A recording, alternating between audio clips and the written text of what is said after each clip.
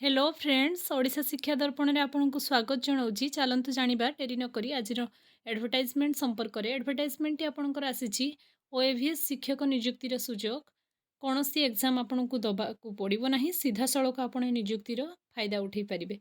निजुक्ति संपर्क में जाना पूर्व सर्वप्रथमे कही रखी कि आपड़ जदि चैनल प्रथम थर पर विजिट करुँच चैनल को सब्सक्राइब कर दिंतु एमती लेटेस्ट नोटिफिकेशन सर्वप्रथमे आम मध्यम पाइबापी। चलतु जाना आज निजुक्ति संपर्क में कौन रही निजुक्ति सुजोग। निजुक्ति आपणकर आसी ओडिशा आदर्श विद्यालय तरफ निजुक्ति बहुत पीजीटी और टीजीटी मानक रही। जदि आपण math English biology physics chemistry commerce economics computer science रे पीजी करिसेंती तेबे पीजीटी में अप्लाई करि परिबे। जदि आपणकर ग्रेजुएशन रे माने टीजीटी पोस्ट रे math English Hindi Sanskrit Odia SST science आपणकर ऑनर्स सब्जेक्ट थिला ग्रेजुएशन रे तेबे आपण टीजीटी में अप्लाई करि परिबे विथ बीएड आपणकर थिबा निहाती जरूरी। डिटेल्स रे जानिबा एप्लिकेशन संपर्क में केमिति आपण अप्लाई करिवे क्यों डेट पूर्व आपणकर स्पीड पोस्ट रे डॉक्यूमेंट्स पहुँची जिबा दरकार कौन डेट रे आपणकर सर्टिफिकेट वेरिफिकेशन माने डीवी रहिबो एवं केमिति रहिबो हेर सिलेक्शन प्रोसेस इन डिटेल्स जानिबा। चलंतु ता संपर्क में जानिबा पूर्व प्रथमतः कही रखिबी ए वैकेंसीटी completely part time contractual teacher basis रे रहिबो आपन को कंसोलिडेटेड सैलरी मिलिबो। टीजीटी पाई आपणकर जदि बीए बीएससी विथ बीएड अच्छी आपण अप्लाई करि परिबे। पीजीटी रे आपणकर qualification MA MSc MCom with BEd अच्छी तो आपण अप्लाई करि परिबे। कौ सब डॉक्यूमेंट्स दरकार आपन को फॉर्म फिलअप करिया पई फॉर्म संपर्क में जानिबा पूर्व बा एप्लिकेशन संपर्क में जानिबा पूर्व प्रथमे जानि रखंतु डॉक्यूमेंट संपर्क में अप्लाई करिबा समय रे आपन को ए सब डॉक्यूमेंट्स दरकार पड़िबो।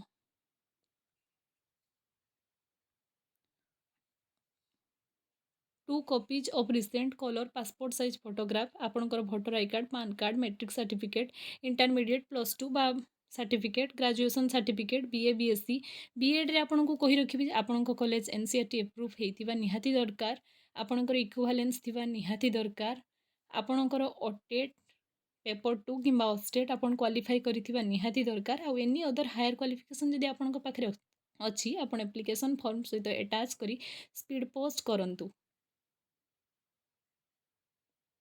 एप्लिकेशन आपण कौ पोस्ट पर एप्लाई करुछंती ताहा लिखिबे। ए वैकेंसीटी आपणकर आसीची कोठू चलंतु जानिबा।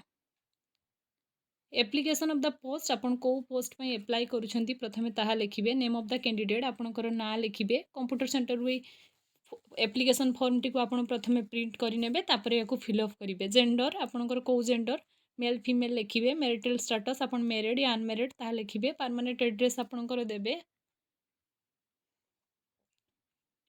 आपनकर एड्रेस ऑफ कम्युनिकेशन देबे कांटेक्ट नंबर देबे ईमेल आईडी देबे डेट ऑफ बर्थ देबे 31/3/2025 सुधा आपन को केते एज हेछि ताकू कैलकुलेट करी लिखिबे।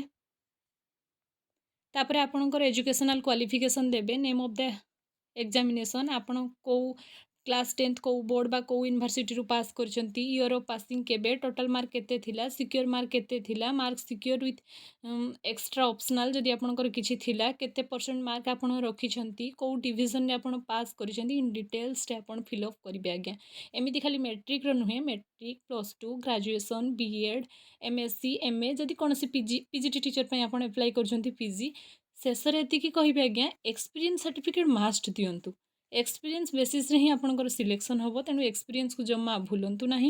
जदि आपनकर पाखरे एक्सपीरियंस अछि 2 ईयर 3 ईयर आपन निहाती दियंतु। ए डॉक्यूमेंट सब फिलअप कर सारिबा परे स्पीड पोस्ट रे पठाइबा पूर्वरु आपनकर जो कहली मैट्रिक सर्टिफिकेट +2 सर्टिफिकेट सबु सर्टिफिकेट रो जेरॉक्स कॉपी देबे तळे आपनकर साइन मारिबे माने सेल्फ अटेस्टेड करिवे ताकू ता सहित आपनकर गुटे पासपोर्ट साइज रिसेंट फोटो लगेइबे एप्लिकेशन फॉर्म फिलअप करिवे ए सब कॉपी आपन को दबा को पड़िबो। 2 copies of recent colour passport size photograph voter ID PAN card matric certificate ए सब आपन देबे। सर्टिफिकेट वेरिफिकेशन समय रे आपन ए सब रो ओरिजिनल नै किना जिबे। चलंतु जानिबा को डेट रे आपन स्पीड पोस्ट थ्रो रे आकु पहुंचेइबे सेठी एवं कोठी पहुंचेइबे सेटा भी जानि नबा। ଏ ଭ୍ୟାକେନ୍ସିଟି ଆପଣଙ୍କର ଆସିଛି ଗଞ୍ଜାମ ଡିଷ୍ଟ୍ରିକ୍ଟ ତରଫରୁ ଆଦର୍ଶ ବିଦ୍ୟାଳୟ ସଂଗଠନ ଗଞ୍ଜାମ ଓଡ଼ିଶା ତରଫରୁ ଆସିଛି। ଆପଣ କେଉଁ ଡେଟ୍ରେ ଏହାକୁ ପହଞ୍ଚାଇବେ ବାଇ ସ୍ପିଡ୍ ପୋଷ୍ଟ ଦେଖନ୍ତୁ। ଆପଣଙ୍କୁ 9/5/2025 ନୋଡାଲ ଭେରିଫିକେସନ୍ OAVS ଗଞ୍ଜାମ ଡିଷ୍ଟ୍ରିକ୍ଟରେ ଏହାକୁ ପହଞ୍ଚିଯିବା ଦରକାର। ଆପଣଙ୍କ ଡକୁମେଣ୍ଟସ୍ 9 ତାରିଖ ସୁଦ୍ଧା ଆପଣଙ୍କ ଡକୁମେଣ୍ଟ ବାଇ ସ୍ପିଡ୍ ପୋଷ୍ଟ ପହଞ୍ଚିଯିବା ଦରକାର ଏବଂ 14 ତାରିଖରେ ସମସ୍ତେ ଯାଇକିନା 10:30 AM ଆଦର୍ଶ ବିଦ୍ୟାଳୟ ସଂଗଠନ ଗଞ୍ଜାମର ଯେଉଁ ଛତ୍ରପୁରରେ ଅଛି ସେଠି ଆପଣ ପହଞ୍ଚିଯିବେ। ଆପଣଙ୍କର DV ହେବ ବା ବା ଆପଣଙ୍କର ଡିଷ୍ଟ୍ରିକ୍ଟ ଭେରିଫିକେସନ୍ ହେବ। ତାପରେ ଆପଣଙ୍କ ସିଲେକ୍ସନ୍ ଲିଷ୍ଟ ଆସିବ ଆଉ ଆପଣ ସେଠି କଣ୍ଟ୍ରାକ୍ଚୁଆଲ୍ ହିସାବରେ ଜଏନ୍ କରିପାରିବେ। ଏହି ଥିଲା ଆଜିର ଆଡ଼ଭର୍ଟାଇଜମେଣ୍ଟରୁ ଯଦି ଆପଣଙ୍କୁ ଭିଡ଼ିଓଟି ଭଲ ଲାଗିଛି ତେବେ ଭିଡ଼ିଓକୁ ଲାଇକ୍ କରନ୍ତୁ, ସେୟାର କରନ୍ତୁ, ଫ୍ରେଣ୍ଡସ୍ମାନଙ୍କ ସହ ସେୟାର କରନ୍ତୁ ଏବଂ ସବୁଠୁ ବଡ଼ କଥା ଟେଲିଗ୍ରାମରେ ଆପଣଙ୍କୁ ଲିଙ୍କ୍ ମିଳିଯିବ। ଟୋଟାଲ୍ PDF ଆପଣ ଡାଉନଲୋଡ଼୍ କରିପାରିବେ ସେଠୁ। ଥ୍ୟାଙ୍କ